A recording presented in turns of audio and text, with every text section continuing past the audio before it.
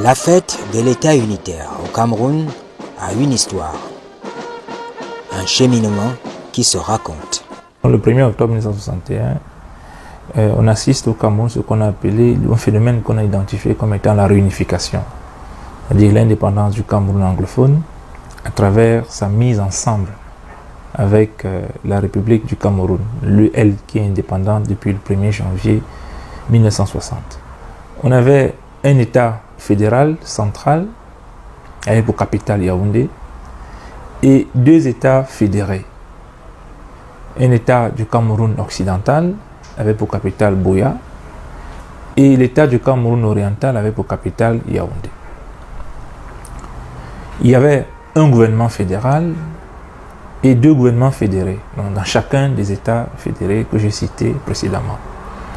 Il y avait une Assemblée nationale fédérale et deux assemblées législatives.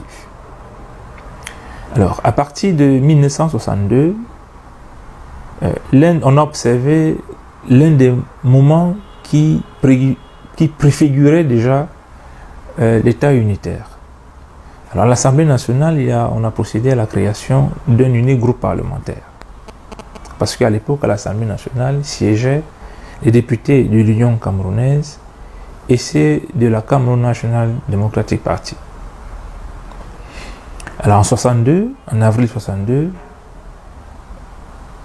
on observa la création d'un groupe parlementaire unique.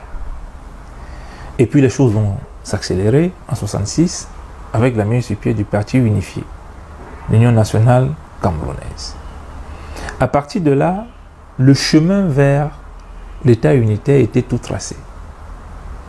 Et l'annonce va être faite par le président de la République fédérale, Amadou Ahidjo, le 6 mai 1972, quand il va annoncer aux députés, en leur disant qu'il a la conviction et la ferme conviction que le développement du Cameroun, l'histoire du Cameroun doit désormais s'observer sous le paysage d'un État unitaire. J'avais apprécié cette décision du président Ahidjo parce que j'ai vécu de 1956 le système fédéral. C'était la République fédérale du Cameroun avec deux États. J'étais en ce temps-là membre du gouvernement. Alors il y avait le gouvernement fédéral, avec des ministres bien entendu. Il y avait le gouvernement des États fédérés, occidental et oriental, avec chacun un premier ministre et des ministres. Il y avait à l'échelon fédéral une assemblée nationale et dans chaque État une assemblée aussi législative. Dans d'autres comme au sud-ouest, il y avait en même temps l'assemblée législative et puis l'assemblée des chefs traditionnels. Et vous avez les fonctionnaires fédéraux et les fonctionnaires fédérés au Cameroun. Les témoins de l'histoire soutiennent que l'unité du Cameroun s'est dessinée au fil des mois, au lendemain de l'indépendance. Tout ce qui touchait à l'unité nationale était pris par tous les Camerounais, de toutes les régions, comme une nécessité absolue à cette époque. Ceci du fait de ce que déjà quelques années auparavant,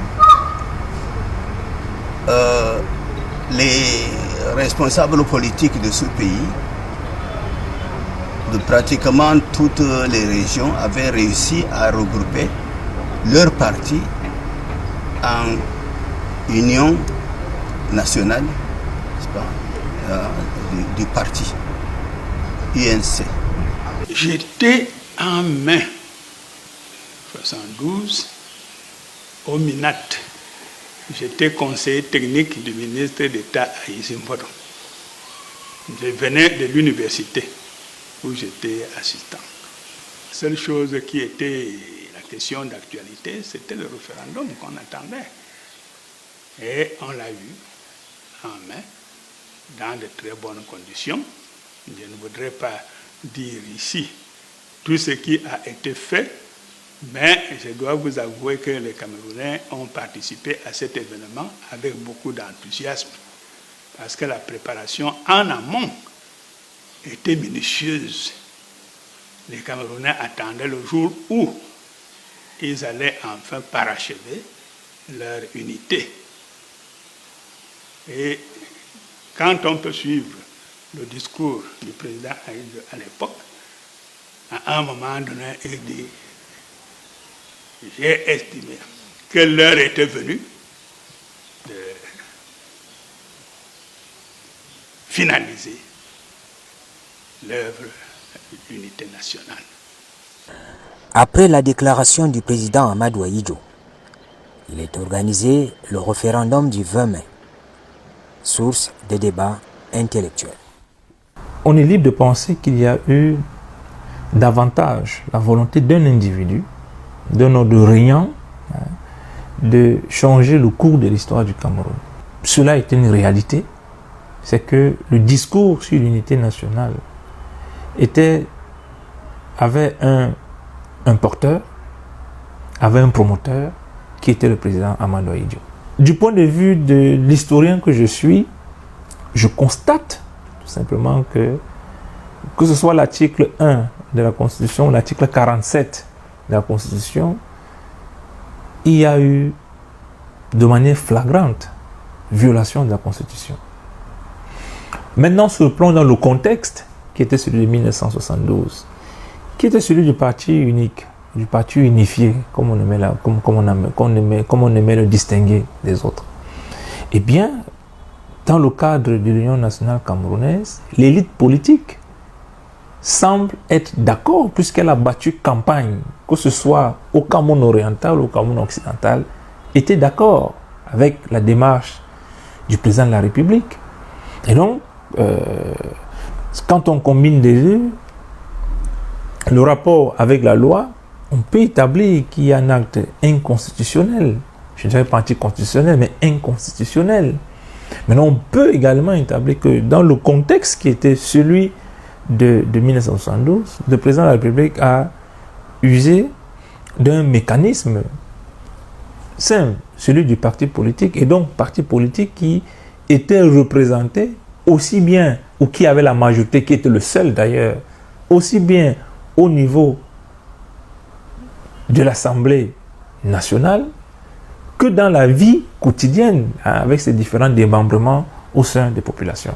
Et donc, ces deux courants vont expliquer toute la dynamique des débats qu'il y a autour de la fête du 20 mai, la célébration de la fête du 20 mai au Cameroun.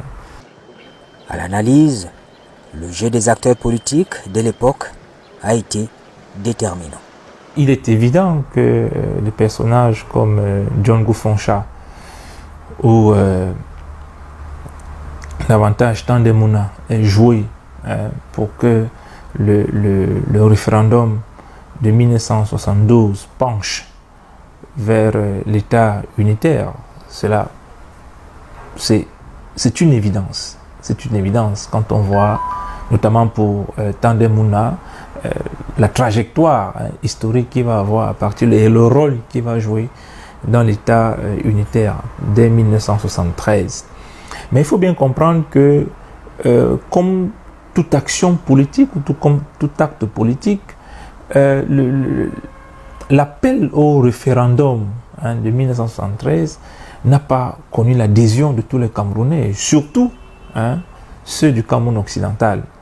Mais dans le jeu politique, l'expression était donnée aux partis politiques, aux partis unifiés, et donc dans cette stratégie-là, le discours du président Ahidjo est passé comme une lettre à la poste. Et par la suite, le président Ahidjo, le président Foncha, Mouna, les Nations Unies elles-mêmes, ayant constaté que tout cheminait dans la bonne direction, ont admis qu'on peut passer à l'étape supérieure, c'est-à-dire passer de l'unification, de la réunification à l'unification. C'était censé être un même pays, un même peuple. Donc, passons maintenant à l'unification. Ce qui fut fait également par voie démocratique le 20 mai 1972. Il y a certains symboles qui ont évolué avec les changements constitutionnels. Nous prenons le cas par exemple du drapeau. En 1961, nous sommes devenus République fédérale. Le drapeau du Cameroun a évolué, il est parti de vert, rouge, jaune à vert, rouge, jaune avec 2 étoiles sur la bande verte. Après le référendum de 1972, nous sommes partis de vert, rouge, jaune et il y a eu une seule étoile sur la bande rouge. Et c'est ce drapeau que nous utilisons à l'heure actuelle. Le premier symbole emblème, c'est le nom même du Cameroun. Si nous partons de 57 à 61, nous sommes République du Cameroun. De 61 à 72, nous sommes République fédérale.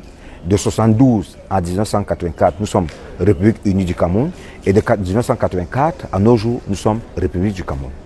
Dans les chaumières, le débat se cristallise autour de la symbolique même du 20 mai.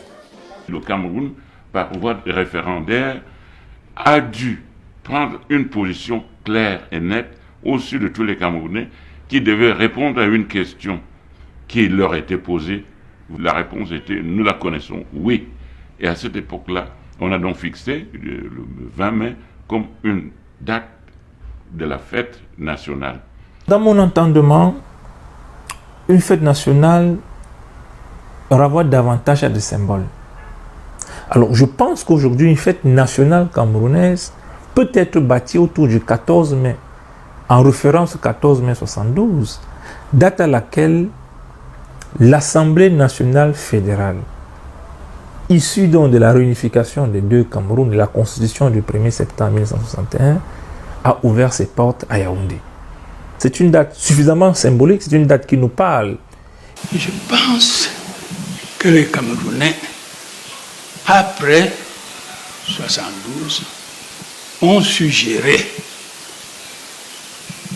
l'héritage du 20 mai. La mystique de l'unité nationale, à partir de 1972, était réelle. Indépendamment des lectures que l'on peut avoir, la fête de l'unité reste un fait marquant de l'histoire du Cameroun.